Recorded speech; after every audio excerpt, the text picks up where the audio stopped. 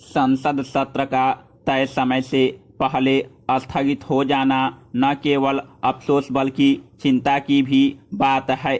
लोकसभा की बैठक बुधवार को अनिश्चित काल के लिए स्थगित कर दी गई तो इसके लिए संसद में पैदा गतिरोध को ही जिम्मेदार ठहराया जाएगा।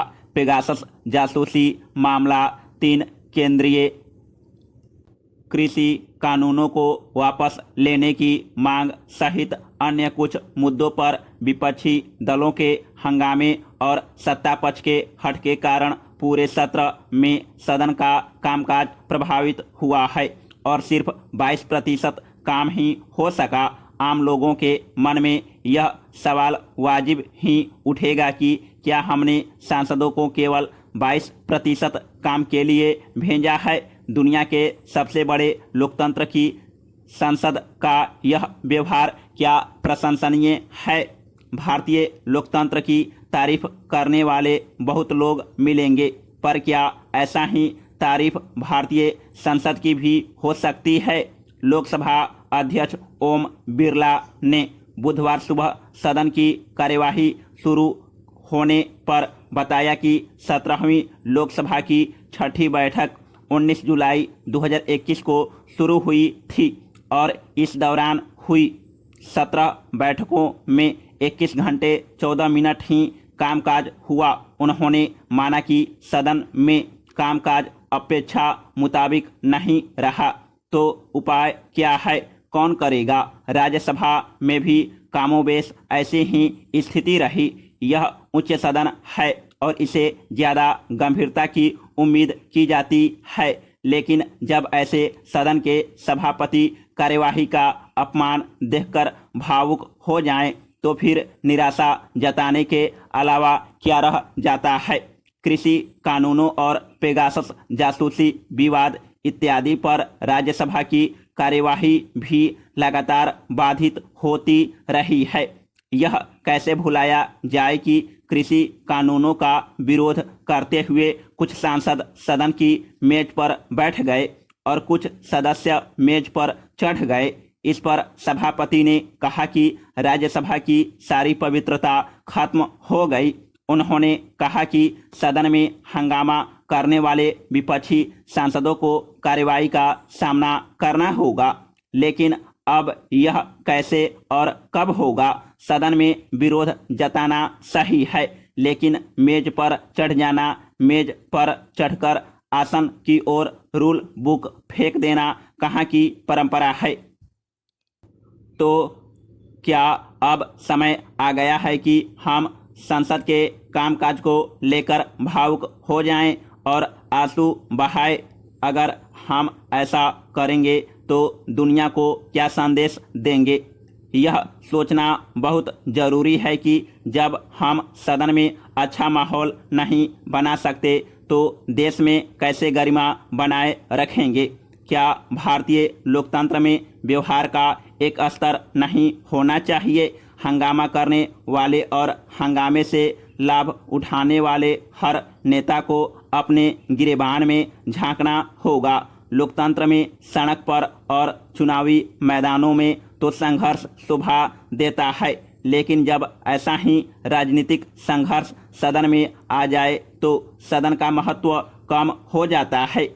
अभी पिछले सत्रों में अपेक्षाकृत बेहतर स्थिति बनने लगी थी, लेकिन इस मानसून सत्र ने बेहद निराश किया है। बेशक कोरोना पर एक व्यापक बहस होनी चाहिए थी। देश की तमाम उन कमियों पर विस्तार से चर्चा होनी चाहिए थी जिन्होंने कोरोना की दूसरी लहर के समय देश को रुला दिया, लेकिन हम चूक गए। अब देश के लोग यही उम्मीद करेंगे कि अगली बार जब संसद बैठे तो दिल से महसूस करे कि देश को कहां कहां दर्द है। मानसून सत्र के आखिरी दिन राज्यसभा में जो हुआ उसे आसानी से भुलाया नहीं जा सकेगा। सत्ता पक्ष और विपक्ष दोनों एक दूसरे को जिम्मेदार ठहराने में जुट गए हैं, लेकिन इसमें कोई शक नहीं कि उच्च सदन की गरिमा को नुकसान पहुंचा है। विपक्ष ने जहां यह आरोप लगाया है कि मार्शलों ने सांसदों से गलत व्यवहार किया तो वहीं सरकार की ओर से कई मंत्रियों ने सामने आकर कहा कि विपक्ष ने असंसदीय व्यवहार किया और सेक्रेटरी जनरल व स्टाफ के साथ धक्का मुक्की की गई। और तो और राज्यसभा के हंगामे के कुछ वीडियो भी सामने आए हैं और वायरल हो रहे हैं, जिनमें भारतीय संसद में मचे हंगामे को दुनिया देख रही है। ये दृश्य ऐसे दाग की तरह हैं जिन्हें सियासत या किसी सफाई से धोया नहीं जा सकता। सवाल हमेशा के लिए पैदा हो चुका है कि क्या हमारी संसद में महिला मार्शल अब सुरक्षित नहीं हैं? क्या विपक्ष सांसदों पर नियंत्रण के लिए बाहर से 40-50 मार्शल बुलाए गए थे? क्या इस पूरे प्रकरण की जांच होगी? क्या देश इस हंगामे का पूरा सच जान पाएगा? सरकार कह तो रही है कि जांच के बाद कार्रवाई की जाएगी, लेकिन क्या जांच सियासत से प्रभावित नहीं होगी? आमतौर पर हमने अनेक सांसदों को सदन में हंगामा करते देखा है और हम इन नियोजित हंगामों को सहजता से स्वीकार करते आए हैं, तो नतीजा सामने है। शुक्रवार को एक तरफ विपक्षी दलों ने मोर्चा निकाला तो दूसरी ओर केंद्र सरकार ने अनेक मंत्रियों ने एक साथ प्रेस कॉन्फ्रेंस कर विपक्ष पर हमला बोला। मतलब एक दूसरे को दोषी ठहराने की सियासत का माहौल बन गया है। देश के वरिष्ठतम नेताओं में शुमार शरद पवार ने कहा कि मैंने 55 साल की संसदीय राजनीति में आज तक ऐसा कभी नहीं देखा। सांसदों के साथ दुर्व्यवहार किया गया, पर यहाँ यह सवाल वाजिब है कि जो सांसद मेज पर चढ़ गए थे उनके बारे में पवार ने कुछ क्यों नहीं कहा? दरअसल यही सियासी चालाकी है जिसका खमियाजा हमने राज्यसभा में देख लिया। अगर हम ऐसी सियासत पर लगाम नहीं लगा पाए तो आगे ऐसे अनेक घटनाक्रम देखने को मजबूर होंगे। सदन में व्यवहार का एक स्तर होना चाहिए, वहाँ ऐसी पारदर्शिता होनी चाहिए कि जहाँ सत्य और असत्य साफ साफ नजर आए। लेकिन हम विगत दशकों से सत्य का कम और स्वार्थ या दलीय सियासत का साथ ज्यादा देते आए हैं। केंद्रीय मंत्री मुख्तार अब्बास नकवी ने विपक्ष पर निशाना साधते हुए कहा कि जब व्यक्ति दिवालिया हो जाता है तब ऐसी हरकतें करता है। दूसरी ओर राहुल गांधी इसे सत्ता पक्ष द्वारा लोकतंत्र की हत्या बता रहे हैं। आखिर उपाय क्या है? सदन में सांसदों के असंसदीय व्यवहार को काबू में करने के लिए कड़े नियम कायदों की जरूरत बढ़ गई है।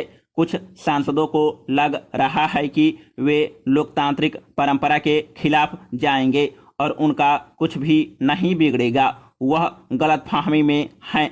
आज जो विपक्ष में है वह सत्ता में आएंगे तो उन्हें तैयार रहना चाहिए कि उनके साथ भी क्या क्या हो सकता है। संसद में दुर्व्यवहार वास्तव में खुद अपने लिए और भावी सांसदों के लिए गड्ढे खोदने जैसा काम है।